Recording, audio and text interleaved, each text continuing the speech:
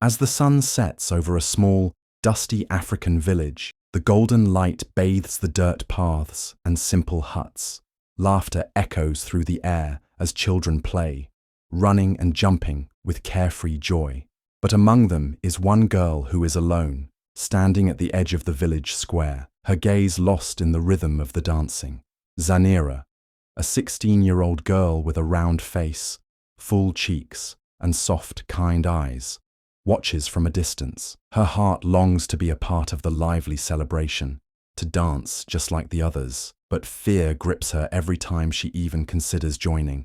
She loves dancing, feels the music deep within her, but the weight of self-doubt holds her back. She is different, bigger than the others, and she knows how they will react. As the villagers sway to the drum beats and the sound of joy fills the air, Zanira quietly steps closer. Her feet move instinctively, following the beat in her heart. But just as she begins to move with the music, she hears the cruel voices of the crowd, whispering harsh words behind her back. Dancing is for the light-footed, they say, not for someone as big as you. Zanira's stomach churns, and the warmth in her chest disappears, replaced by a cold sense of shame. She takes a deep breath, trying to ignore the words, but they sting, each one a painful reminder of her differences. Among the crowd is Kwame, the boy she secretly admires, the one who has always been the best dancer in the village. He was once her closest friend, sharing everything with her. But as he grew older, he became more distant, especially when it came to dancing. He now stands at the front, the center of attention, the one everyone looks up to. He used to encourage her, but now he's the one mocking her. Zanira tries to shake it off and moves with more confidence, letting the music guide her. But then she hears Kwame's voice, cold and mocking. Is the ground shaking? Or is that just Zanira trying to dance? The laughter that follows feels like a slap to her face. Her heart shatters as she feels every eye on her, every mocking smile, every whispered joke. She freezes, feeling the weight of their ridicule crushing her. Tears burn her eyes, and without another word, she turns and runs. The laughter follows her, echoing in her ears as she dashes away from the crowd. She finds a quiet spot under a tree, away from everyone, and lets her tears fall freely. Zanira feels the sting of rejection, the hurt of being laughed at by those she once trusted.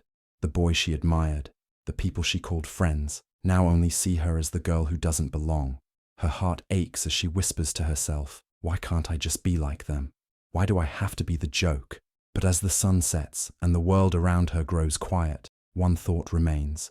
She wants to dance, and nothing, not even their laughter, can take that away from her. The night air is cool, but Zanira's heart feels heavy, as if a storm is raging inside her chest. She hasn't spoken since the humiliation at the village square. Her body still remembers the sting of their laughter, the way their eyes mocked her, the way Kwame, her childhood friend, had smirked as if she was nothing. Unable to sleep, she walks near the river, hoping the sound of the water will calm her restless thoughts. But as she steps closer to the village gathering, she hears familiar voices. Kwame's voice. She's a joke, he says, and the group of boys around him burst into laughter. Zanira freezes, her breath catches in her throat. Imagine someone like her thinking she can be a dancer, Kwame continues. The way she moves, it's like an elephant trying to fly. More laughter, loud, cruel. Zanira feels her heart crack, the pain sharper than anything she's ever felt before. She had believed, even after everything, that maybe Kwame still saw her as his old friend. Maybe, deep down, he still cared. But now, she realizes the truth. To him, she is not Zanira. She is just a joke. Tears blur her vision as she turns and runs. The night swallows her cries, but she doesn't stop until she reaches home. She bursts into her mother's hut, her body shaking with sobs.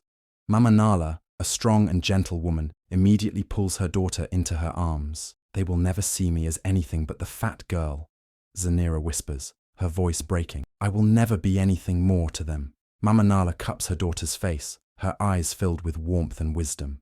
Then prove them wrong, she says softly. Zanira stares at her mother. The words are simple, but they light something inside her, a tiny spark in the middle of all her pain. That night, Zanira lies awake, staring at the roof of their hut. Her mother's words echo in her mind. Prove them wrong. She thinks of Kwame's laughter, the cruel whispers, The looks of pity and amusement. She clenches her fists. Number. She will not let them decide who she is. She will become a dancer, not just any dancer, the best. But there is a problem. No one in the village will teach her. No one believes she can do it, so she will teach herself. Before the sun rises, while the village still sleeps, Zanira slips out of her hut. The air is crisp, the ground cool beneath her feet. She walks to the open fields where no one can see her. She closes her eyes and listens. The wind rustles through the trees. The distant river hums a soft tune. She lets her body sway, lets the music in her soul take over. She moves, but her body is stiff, untrained. Her feet stumble, her balance wavers. She falls, hard. Pain shoots up her leg, but she bites her lip, refusing to cry. She gets up. She tries again and again. Every step is difficult. Every movement feels awkward. Her muscles ache. Sweat drips down her face. But she does not stop. The wind becomes her partner, the earth her teacher. She moves with the rhythm of nature, learning to trust her body, even when it feels heavy, even when it feels weak. Days pass, then weeks. She wakes up before dawn. She trains alone. She falls. She struggles. She aches. But she refuses to stop, because one day she will prove them all wrong. The sun hung low in the sky as Zanira moved to the rhythm of the wind. She danced near the river, her feet skimming the earth, her arms flowing like the currents. She had been practicing for weeks, pushing through exhaustion and pain, but something still felt off. Her movements were strong, but they lacked grace. Her body moved, but her soul felt disconnected. A raspy voice broke the silence. "You have the heart of a dancer," the voice said, "but your body and soul must move as one." Zanira gasped and turned around. Sitting on a rock near the water was an old woman, her hair silver like moonlight, her eyes sharp and knowing. It was Grandmother Sefu, a name whispered in the village with both awe and fear. She was once a great dancer, a woman who had performed before kings, but she had disappeared from the public eye years ago. Zanira's heart pounded. If anyone could help her, it was this woman. She stepped forward, her voice trembling. "Teach me," she pleaded. "Please." Grandmother Sefu narrowed her eyes. "Dancing is not just movement, child. It is discipline. It is sacrifice. Do you truly want this?" Zanira nodded without hesitation. The old woman sighed. "Then you must be ready for pain." For a moment, doubt flickered in Zanira's mind. She had already suffered so much. Mockery, exhaustion, loneliness. But she clenched her fists, swallowed her fear, and met Grandmother Sefu's gaze. "I am ready." Training began the very next morning. Grandmother Sefu was strict, her voice sharp like a whip. "Strength before grace," she said. "Your body must be unbreakable before it can be beautiful." There was no music, no dancing at first. Instead, Zanira climbed hills before sunrise, her legs burning with every step. She carried heavy jugs of water from the river, her arms trembling under the weight. She balanced baskets on her head and walked for miles, her spine aching, sweat dripping down her back. At night, her muscles screamed in pain. Blisters formed on her feet. Her hands shook as she ate. But when morning came, she rose again. Then came the real training. Grandmother Sefu taught her footwork, drilling each step into her body until it became second nature. She clapped her hands in rhythm, forcing Zanira to move in perfect sync. She made her dance on uneven ground, in water, in the harsh sun, in the cold moonlight. "Again!" the old woman barked each time she stumbled. Zanira's body ached, but her soul burned with determination. She learned the stories behind the movements, the way dance could express joy, sorrow, power, defiance. She learned that every step had meaning, every movement a purpose. Days turned into weeks. Weeks turned into months. She was no longer just moving. She was becoming. Her body was strong. Her spirit was unshaken. And soon, the world would see the dancer she was meant to be. The air buzzed with excitement. Lanterns glowed like stars, and the sound of drums echoed through the village. It was the night of the Moonlight Festival, the biggest event of the year. People gathered in the village square, waiting to watch the best dancers perform. Zanira stood behind the stage, her heart pounding in her chest. This was her chance, the moment she had been training for. But as she stepped forward, whispers filled the air. "Why is she here?" someone murmured. Kwame, standing with his friends, smirked. This will be entertaining. He chuckled. Zanira felt their eyes on her, waiting for her to fail. But she closed her eyes, took a deep breath, and listened. The drumbeats started, deep and powerful. Then she moved. Her body flowed like water. Her feet struck the ground like thunder. Every step told a story, of struggle, of pain, of triumph. She was no longer just a girl trying to prove herself. She was a force, a storm, a fire burning bright. The crowd, once filled with laughter, grew silent. No one had ever seen a dancer like this. Her movements were light yet powerful, fierce yet graceful. By the time she finished, the entire village stood frozen in awe. Then, in one wave, the silence shattered into thunderous cheers. People clapped, shouted, whistled. Even Kwame, the one who mocked her most, stood with his mouth open, speechless. Zanira looked out at the sea of faces, and for the first time, she saw something new in their eyes. Not pity, not doubt, respect. As the festival ended, a stranger stepped forward. He was dressed differently from the villagers, with sharp eyes that seemed to see everything. "You dance with fire in your soul," he said. "I am a talent scout from the capital. Come train with the best dancers in the city." Zanira's breath caught in her throat. The capital, a world beyond the village, a place where real dancers were made.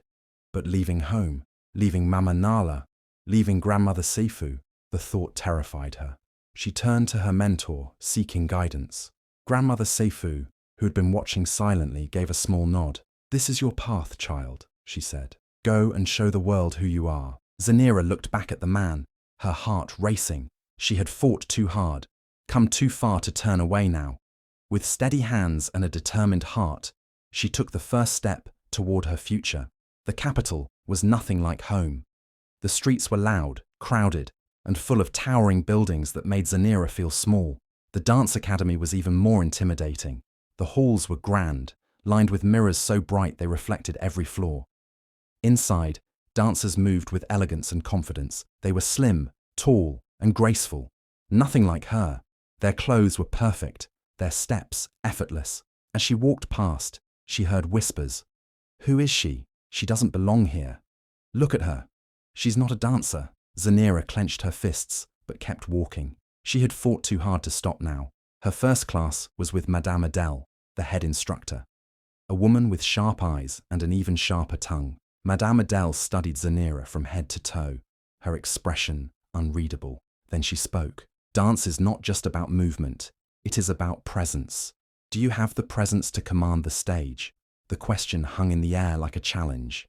Zanira swallowed hard. She didn't have the answer yet. The breaking moment training was brutal. Zanira stumbled through every step. She was always one beat too slow, always struggling to match the others. She failed her first audition, then her second. She trained until her feet bled. But it never seemed enough. At night, she cried into her pillow, wondering if she had made a mistake. "Maybe they're right," she whispered to herself. "Maybe I don't belong here." But then, in the silence of her room, she heard a voice from the past. Kwame's laughter, the cruel words, the mocking eyes. And then, her mother's gentle but firm voice, "Then prove them wrong." Zanira wiped her tears and sat up. She had come too far to give up now. She wasn't just going to learn. She was going to fight. Zanira had spent months training, pushing her body beyond its limits, ignoring the pain, and silencing the doubts in her mind. She was no longer the same girl who had arrived in the city, uncertain and afraid. She had grown stronger, faster, and more confident. But no matter how hard she worked, she still felt like an outsider. Then, one day, an international dance troupe arrived at the academy, searching for new talent. It was a once-in-a-lifetime opportunity. The best dancers would get a chance to travel the world, performing on grand stages. The entire academy buzzed with excitement. Everyone wanted a chance to audition. But when the list was posted, Zanira's name was not on it. She stormed into Madame Adele's office, heart pounding. "Why didn't you put me on the list?" Madame Adele barely looked up.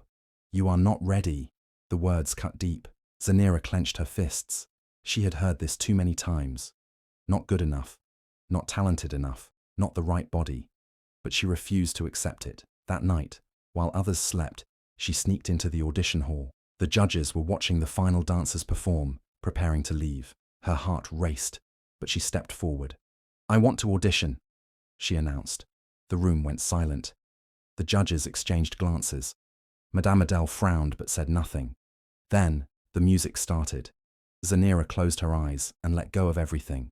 Every moment of pain, every cruel word, every tear. She danced like her life depended on it. Her body moved with power, with passion, with a fire that could not be ignored. By the time she finished, she was breathless.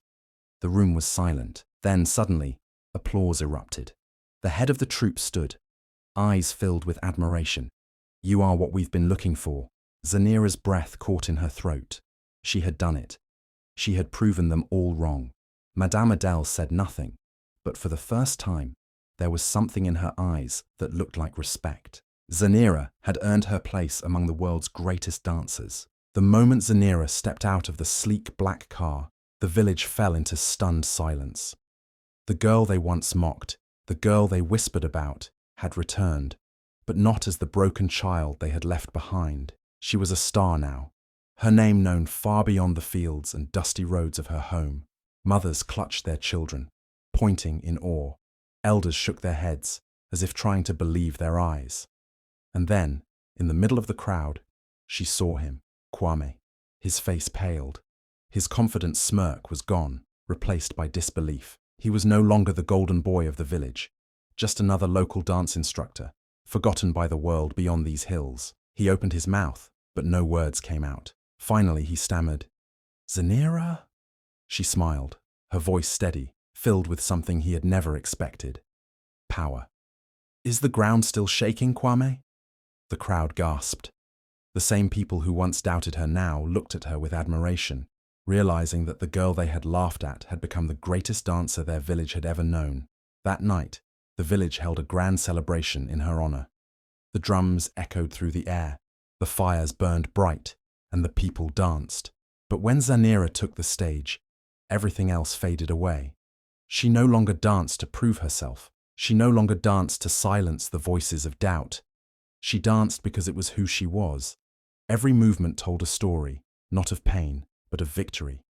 As she twirled under the moonlight, the same village that once mocked her now cheered her name. And in that moment, she knew this was the sweetest revenge. Because the world may laugh at you today, but if you keep going, one day they will stand in awe. If Zanira's story moved you, remember this: your dreams are worth fighting for. Keep pushing, keep proving them wrong. Like, share, and subscribe for more powerful stories that inspire and ignite the fire within.